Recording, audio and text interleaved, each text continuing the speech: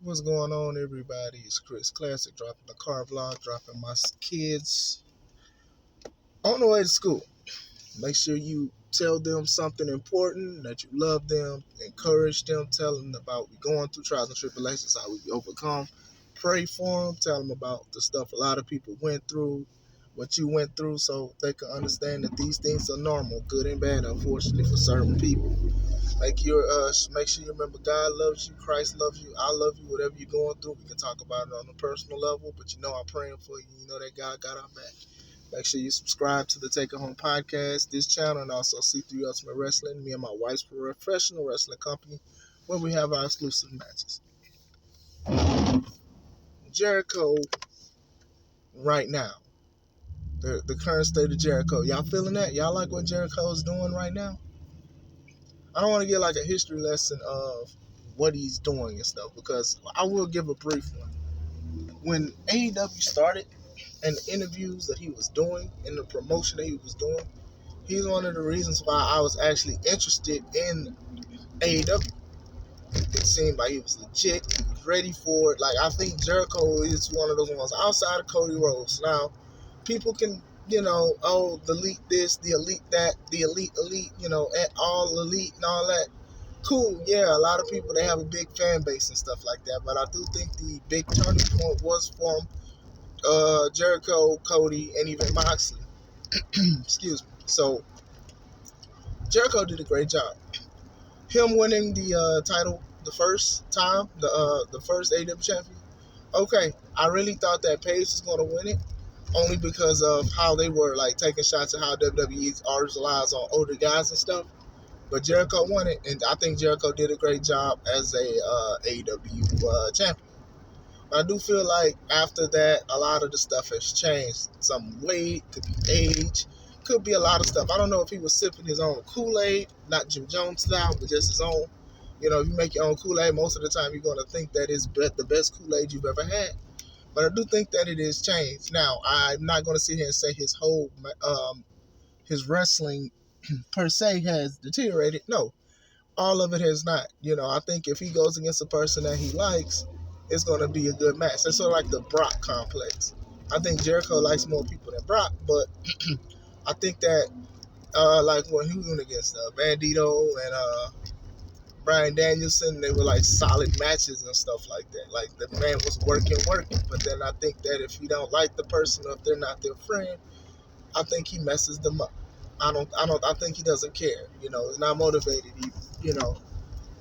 Tell him stop pulling his pants up when he's lying hard. I give him credit because he is wrestling every week. And I'm not really big on, excuse me, guys, the ROH Championship storyline, the Ocho. I don't even consider ROH the Championship World title anymore because they were bought out, 6 or 7 months ago. And they haven't treated that title like it was a world title. I'm just sorry. They didn't. When Gresham had it, he defended on YouTube and sometimes on Dynamite, and then Claudio won it.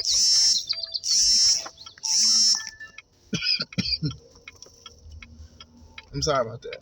And then Claudio won it, and then Claudio was wrestling, sometimes defended it, and sometimes he was not. So it's like, I guess. So, and then now Jericho's doing it, and he's going against the ROH champions. Now, I like the concepts.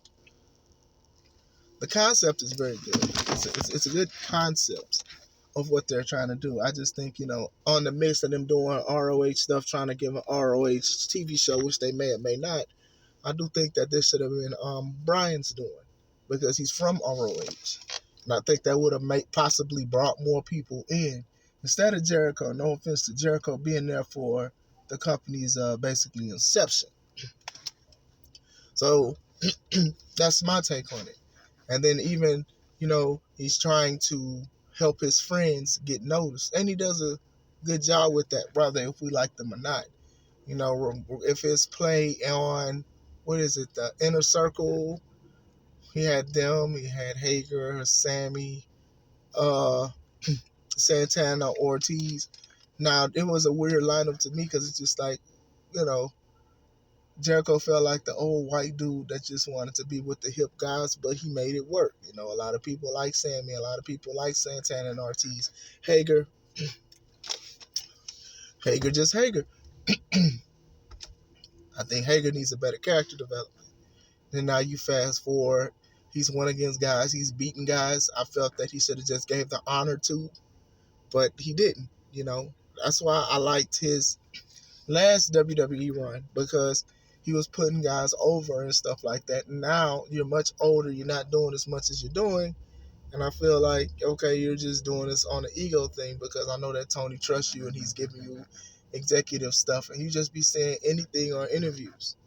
I will say he will not bash his company that he works for. That's also a good thing. It's always a good thing to where if, you know, that dog in the fire and say this is fine, you know, sometimes you don't have to tell everybody. You're not entitled to tell everybody what's going on with the politics in the back. But now everybody has a Twitter, everybody has a podcast, everybody has a platform, and people do their due diligence by telling how they feel. So I will say that. See, I'm not trying to just down talk him and stuff like that, but yeah, some feuds I do think he should have done the thing for Eddie. I think MJF should have beat him, and then he could have just been on the commentating booth. Then it could have been some kind of loophole that he wrestled.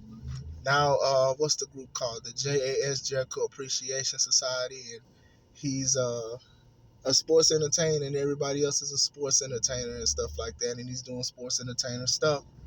Uh, it's funny. Some of it is funny, and some of it is just like, oh my goodness. Because he was going against wrestlers who are sports entertainers or considered sports entertainers, even on ROH's, uh, excuse me, regime. So, and his friends, they get booked a lot. Some of them on commentary. What's his name? Daddy Mac or whatever. Daddy Magic, whatever. I actually like him on commentary. I think he's pretty good. Daniel Garcia, he still has time to grow.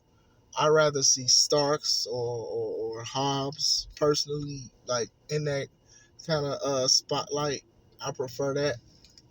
So that's just me, you know. But you've seen that he's his friend, and then even the situation with Sammy Guevara and Andrade Idolo, it was they sent Andrade home, and Sammy was in the main event. Now I haven't seen Sammy since. No, you can't. I haven't seen Sammy since. I'm assuming he's quietly suspended, because that's what they do sometimes, is they quietly suspend people. So they quietly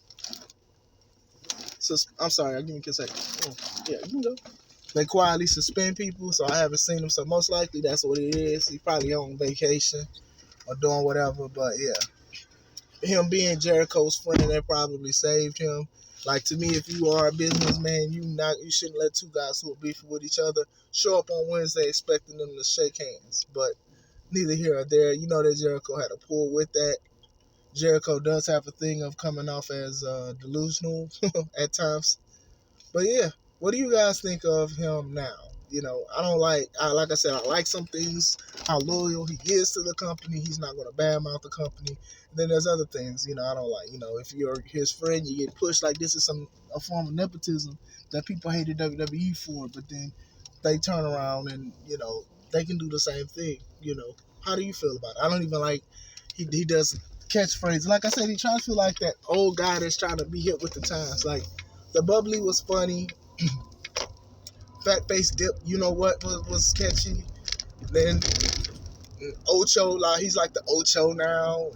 You know, and then there's also like the different versions of himself. You know, Lionheart. I'm gonna show you the Lionheart. I'm gonna show you the Pain Maker, or the Pain, whatever his thing he was doing in New Japan. When he's Lionheart, you gotta pick up his pants every 5 seconds. So yeah. What do y'all think? Like, I understand trying to be versatile even with different characters. I know I'm supposed to end it, but I'm sorry. I know you want to be like a versatile person. Oh, I can be this person and I can be that person. You know, like even how Mankind, you know, Mick Foley would be Mankind, and then Dude Love or Cactus Jack. So I see what he's trying to do.